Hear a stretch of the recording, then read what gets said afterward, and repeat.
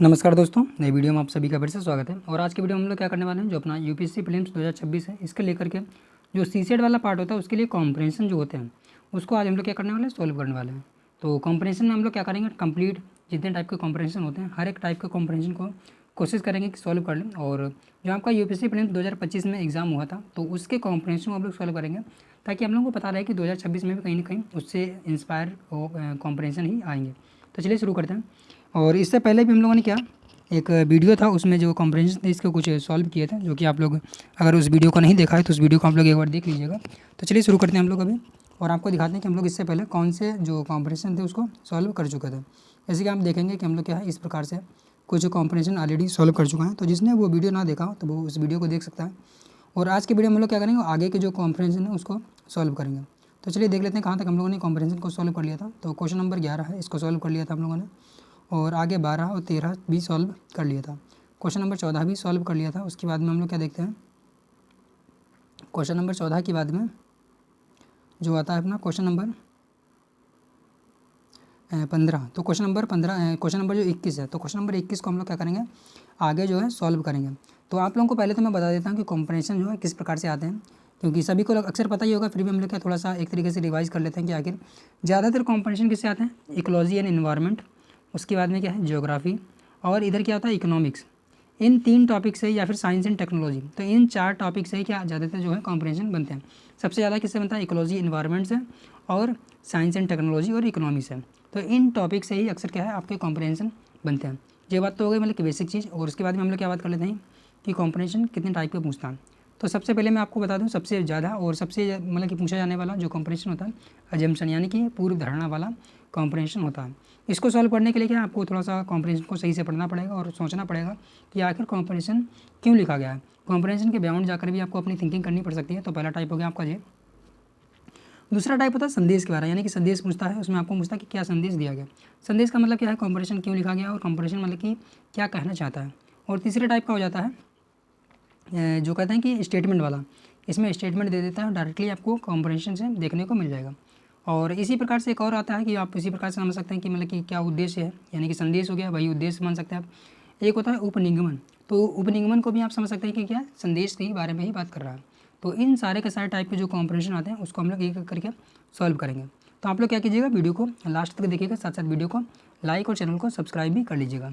तो चलिए शुरू करते हैं। और एक चीज़ और मैं आपको यहीं पर बता देता हूँ कि हम लोग कॉम्प्रिहेंशन को जब सॉल्व करेंगे तो उसके लिए 4 ट्रिक को अप्लाई करेंगे। 4 ट्रिक में क्या है, पहली ट्रिक तो सबसे बेस्ट ये रहेगी कि आप लोग क्वेश्चन का आंसर ना ढूंढिए, बल्कि उसमें जैसे कि विकल्प दिया है 1 2 3 4, तो उसमें आप लोग क्या करिए, विकल्प को जो गलत है उसको हटाइए, एलिमिनेशन कीजिए, यानी कि आप एलिमिनेशन मेथड का इस्तेमाल करेंगे और लास्ट में जो आंसर बचेगा वही आपका क्या होगा, राइट आंसर होगा। सबसे बेस्ट और सबसे मतलब कि यूज़फुल जो रूल होगा आपका नंबर 1 वाला रूल यही होगा कि एलिमिनेशन आपको घटाना है, कि सबसे जो गलत ऑप्शन है उसको हटाना है। उसके बाद में दूसरा आपको रूल क्या फॉलो करना है, एक्सट्रीम वर्ड, यानी कि जो भी एक्सट्रीम वर्ड हो उसको हटा दीजिए, जैसे कि कभी नहीं, सभी, या फिर इस प्रकार के वर्ड आते हैं, सबसे ज़्यादा, सबसे कम, तो यानी कि इस प्रकार के एक्सट्रीम वर्ड आते हैं उनको आप हटा देना है।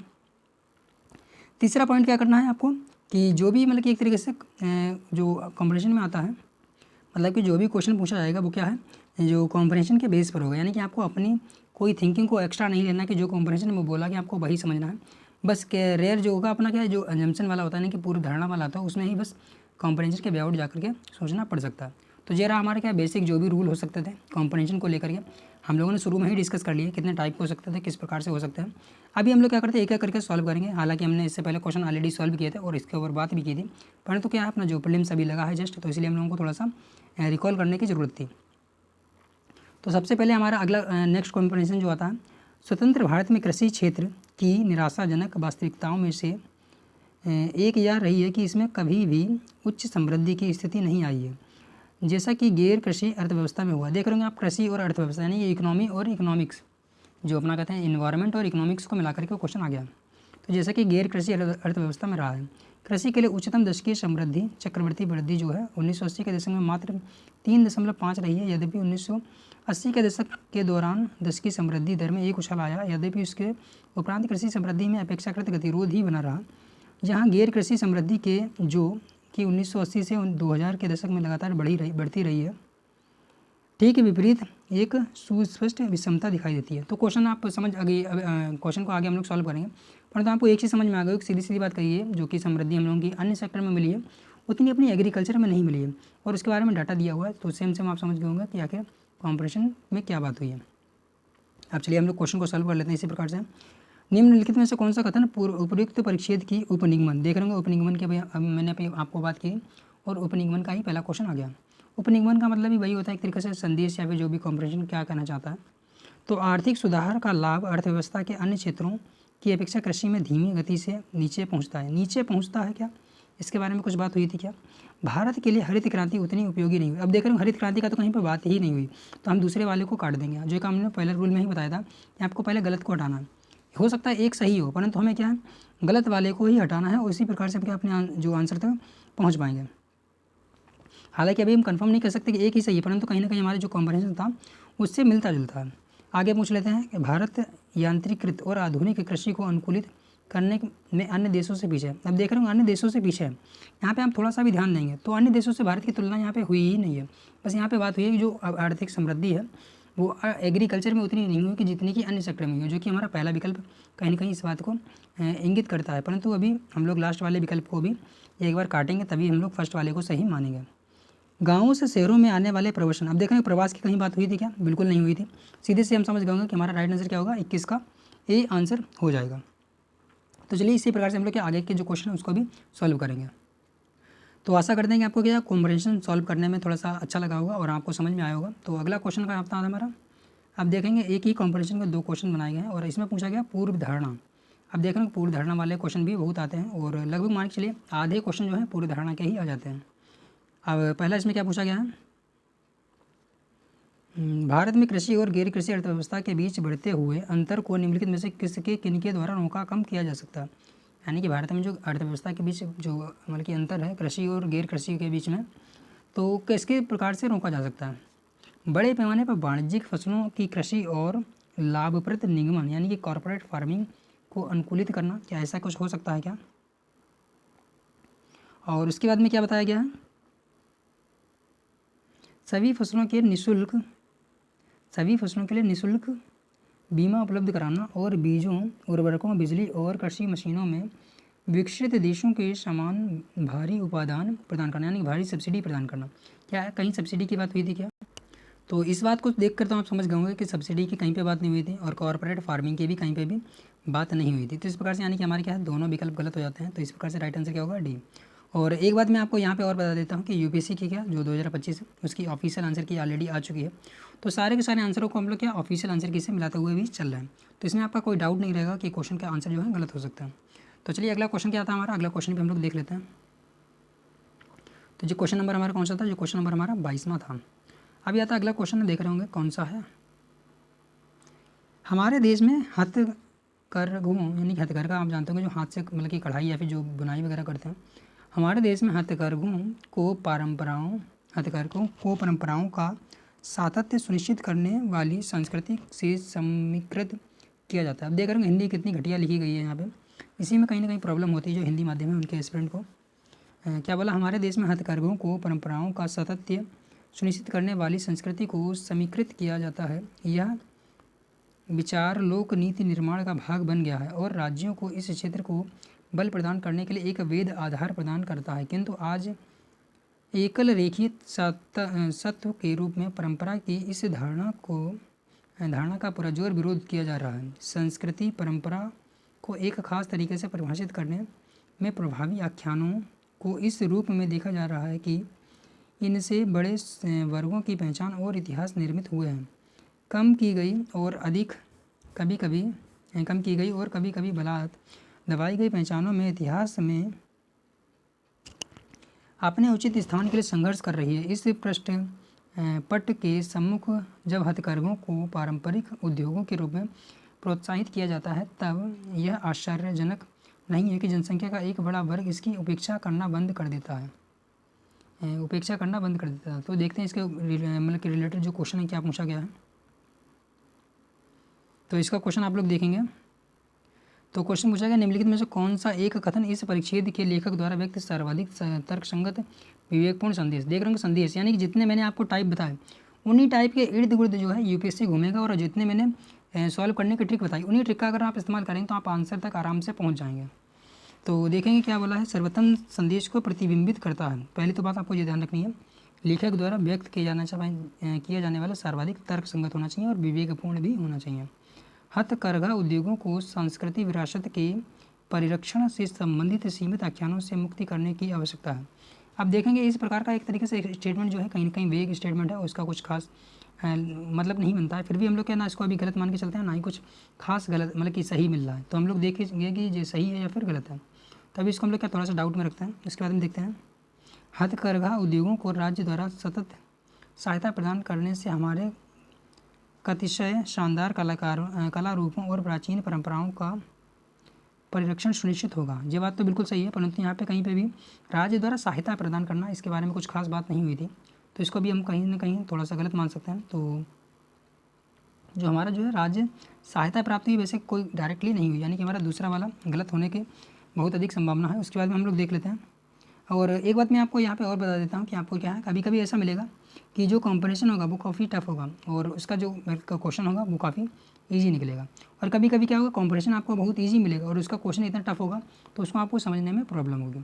तो कभी कभी क्या होता है, आप लोग थोड़ा सा क्वेश्चन को ध्यान से पढ़िएगा। तो अगला क्वेश्चन का जो विकल्प है, हथकरघा क्षेत्रों के घरेलू इकाइयों को आधुनिकीकरण कर उन्हें आर्थिक रूप से लाभप्रद संगठित उद्योगों बनाया जाना चाहिए। तो इसमें यहाँ पे भी ये कहीं ना कहीं बात नहीं हुई है, इस प्रकार का संदेश नहीं है, ये कहीं ना कहीं एक सुझाव हो जाएगा।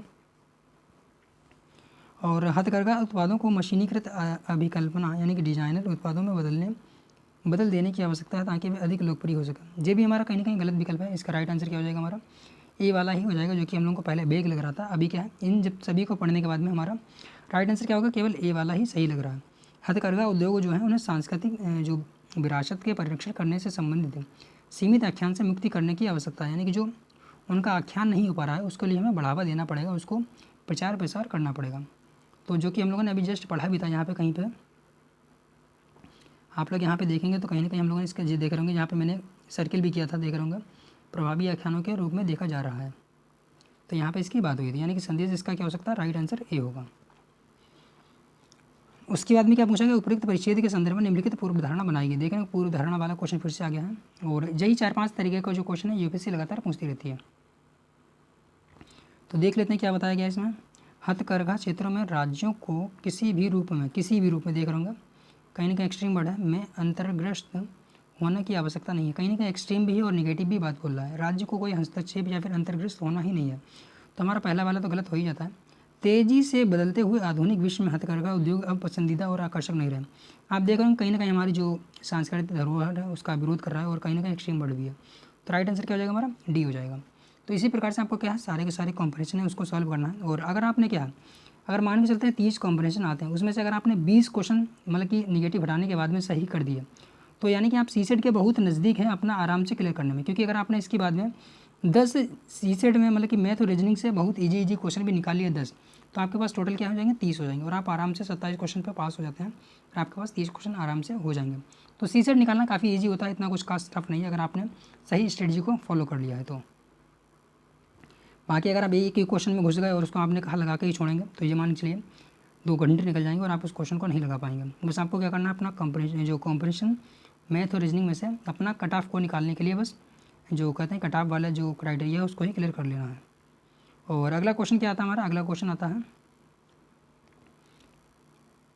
दुर्भाग्यवश हमारे देश में परीक्षाओं के लिए शिक्षण और शिक्षा प्राप्ति ही हमारी विशिष्टता हो गई। यानी कि शिक्षण और शिक्षा प्राप्ति ही हमारी विशिष्टता हो गई, किंतु समाज की नई मांगों और भविष्य के कार्य क्षेत्रों के लिए समीक्षात्मक और स्वतंत्र चिंतन कार्यकलाप से सीखने उसी मुद्दे पर बहुविद्या परिप्रेक्ष्यों से प्रश्न पूछने, तर्क निर्माण के लिए साक्ष्यों का उपयोग करने के लिए और चिंतन और सुव्यक्त की अपेक्षा है। उच्च शिक्षा को या तो सरकारी नीतियों का मात्र अनुचर या लोक मन स्थिति का निष्क्रिय उत्तरदाता नहीं होना चाहिए। उच्च शिक्षा प्राप्ति पूरी तौर पर यह है कि कैसे चिंतन किया जाए, ना कि यह चिंतन ना कि क्या चिंतन किया जाए, यानी कि चिंतन कैसे किया जाए इसको बताना है, ना कि क्या चिंतन किया जाए। शिक्षा का पुनर्विकास आवश्यक है का भी स्टेटमेंट मतलब कि एक तरीके से इंपॉर्टेंट बात लास्ट में बोल दी गई है। अगर संदेश की बात करें तो कहीं कहीं इस पॉइंट को भी उठाया जा सकता है। तो चलिए देख लेते हैं क्वेश्चन क्या पूछा गया। निम्नलिखित में से कौन सा कथन इस परीक्षा में व्यक्त केंद्रीय विचार का मतलब वही होता है, संदेश पूछ रहा है, के रूप में व्यक्त किया गया है। भारत के पास अपने विश्वविद्यालयों में गुणवत्तापूर्ण शिक्षण को संवर्धन हेतु पर्याप्त संसाधन नहीं है। तो क्या कहीं पे विश्वविद्यालय में संसाधन नहीं है, ऐसी बात हुई थी। सीधे सीधे गलत हो जाता हमारा ये वाला, तो बिल्कुल गलत है, इसको कोई सोचने की बात ही नहीं है कि यहाँ पे कोई डाउट हो। देश में उच्च शिक्षण संस्थान सरकारी नियंत्रण अधीन नहीं होने चाहिए। तो ये भी कहीं ना कहीं वेग स्टेटमेंट है और गलत स्टेटमेंट लग रहा है। और उसके बाद में क्या देख लेते हैं हम लोग, नेक्स्ट आगे पढ़ते हैं, क्योंकि कुछ स्टेटमेंट ऐसे मतलब कि एक्सट्रीम होते हैं, उससे आप देख कर ही काट सकते हैं, कभी कभी ही डाउट होता है कि शायद सही है या फिर गलत है। तो क्वेश्चन नंबर 31 हमारा चल रहा है, आगे देख लेते हैं। उच्च शिक्षण हेतु क्लासरूम उपागम को हटा देना चाहिए। क्या क्लासरूम को ख़त्म कर देना चाहिए, ऐसा कहीं पर हम लोगों ने इस एक संदेश के रूप में इस जो गद्यांश है, इस गद्यांश में कहीं हमने ऐसा क्या पढ़ा था क्या, बिल्कुल गलत हो जाता हमारा। कक्षा की पुनर्कल्पना और शिक्षण का पुनर्विकास आवश्यक है। तो जाहिर सी बात मैंने यहाँ पे आपको सर्किल किया था, वहीं पे बात आ गई फिर से। तो यही हमारा केंद्रीय विचार है, यही हमारा संदेश भी है। चलिए नेक्स्ट जो हमारा आता है कॉम्प्रिहेंशन, उसको हम लोग पढ़ लेते हैं। इसी कॉम्प्रिहेंशन से बनाया गया है, पूर्व धारणा पूछी गई है। उच्च शिक्षा सतत विकास होने वाली एक विषय है, बिल्कुल सही बात है, जिसे समाज के सभी क्षेत्रों में हो रहे नए विकास के साथ क्या कहते हैं पंक्तिबद्ध होना आवश्यक है। 100% सही बात है और होना ही चाहिए। और उसके बाद हमारे देश में उच्च शिक्षा के संवर्धन के लिए पर्याप्त निधियों का विनियमन नहीं किया जा सकता। देख रहे हो निगेटिव बात कर दी गई, सीधे सीधे एक विकल्प होना चाहिए, बिल्कुल सही बात है, और एक ही हमारा क्या आंसर दिया गया है। तो इस प्रकार का आप मतलब कि क्वेश्चन जो है बहुत ईजिली सॉल्व कर सकते हैं और बहुत आराम से इसको सॉल्व किया जा सकता है, कोई खास टफ नहीं है। जो कभी कभी जो होता है टफ होता है, वरना ज़्यादातर तो मतलब कि कॉम्प्रिहेंशन अगर आपने अच्छी प्रैक्टिस की है तो आराम से आप इसको सॉल्व कर पाएंगे। अगला जो आता है हमारा, यदि जनसंख्या वृद्धि के प्रति क्या बोला है, यदि जनसंख्या वृद्धि के प्रतिरूपों में असमानता है तो खाद्य उत्पादन और उपयोग में उससे भी अधिक असमानता, यानी कि जैसे कि जनसंख्या वृद्धि के प्रतिरूपों में असमानता है तो खाद्य उत्पादन और उपयोग में उससे भी अधिक असमानता। जैसे समाज अधिक धनी होते जाते हैं उनका पशु उत्पादों का उपभोग बढ़ता जाता है। इसका अर्थ यह है कि दान और फलियों जैसे मूलभूत खाद्य सामग्री का बड़ा भाग जो मनुष्य का सीधे भक्षण कर सकता था, इसके बजाय वह कुक्कुट पालन यानी कि मुर्गी का पालन है, फार्म में पशुओं को चारे में बदला जा रहा है। यद्यपि पादप आधारित खाद्य आहार का मनुष्यों के लिए पशु आहार में यह परिवर्तन फलदायी होना काफ़ी दूर है। हमें कुक्कुट पालनों को खाने में उनके खिलाई गई कैलोरी का मात्र 16% ही वापस मिल पाता है और बड़े पशुओं में उन्हें पशुवध से पहले उनमें वसा और कुछ प्रोटीन शामिल करने के लिए खाना मतलब कि दाना खिलाया जाता है। यह परिवर्तन दर और कम होकर 5 से लेकर के 7% तक रह जाती है। अगर आपने उसको क्या कहते हैं कि कॉम्प्रिहेंशन को सही से पढ़ा तो आपको एक चीज़ समझ में आ गई होगी, सीधी सी बात बोलेगी कि जैसे जैसे समृद्धि बढ़ती है इंसान क्या होता है, मतलब कि कहते हैं कि पशु जो कहते हैं पशुओं पर और जो मांस है पशुओं पर मुर्गी पालन है उस पर निर्भर होता जा रहा है, जो कि शाकाहार से मांसाहार को बढ़ावा देने की बात कर मतलब कि शाकाहार से मांसाहार की ओर जा रहा है। हालांकि इसमें शाकाहार मांसाहार की बात नहीं हुई है, परंतु यहाँ पे बात ये हुई है कि वो अपना जो एक तरीके से जो खाने का एक तरीके से कहते हैं फूड जो है उसका स्तर को बदल रहा है, इसके कारण जो पर्यावरण पे इफेक्ट पड़ रहा है उसके ऊपर बात हुई है। यहाँ पे हमारा शाकाहार और मांसाहार के ऊपर बात नहीं हुई है, मैंने आपको पहले बता दिया। यहाँ पे बात हमारी किसके ऊपर हुई है, जो कि इसका इफेक्ट पर्यावरण पर पड़ रहा है। कहने का मतलब ये है कि पहले अगर मनुष्य जो है जो कहते हैं कि शाकाहार का अगर अपनाता तो जैसे कि कोई फल है, सब्जी है, साग है, उसको खाता तो उसमें जो एनर्जी खर्च होती है उसके बदले अगर कोई एक गाय या फिर मतलब अगर कोई बकरी या फिर कोई मुर्गा है उसको खाता है तो क्या करता है उसको कम से कम कहते हैं कि उसका 16% यानी कि उसने अपने जीवन काल में जितना खाया होगा उसका 16% ही जो मतलब कि है जो मिल पाता है मनुष्य को, बाकी का 84% जो है वेस्ट चला जाता है। तो ये बात यहाँ पे बात की गई है। तो मैंने कोशिश की है कॉम्प्रिहेंशन को समझाने के लिए। तो आगे हम लोग क्या पढ़ लेते हैं इसके बारे में। निम्नलिखित में से कौन सा इस परिच्छेद में मर्म के रूप में सर्वोत्तम रूप से प्रतिबिंबित करता है, यानी कि जो कॉम्प्रिहेंशन है वो सबसे ज़्यादा प्रतिबिंबित क्या करता है।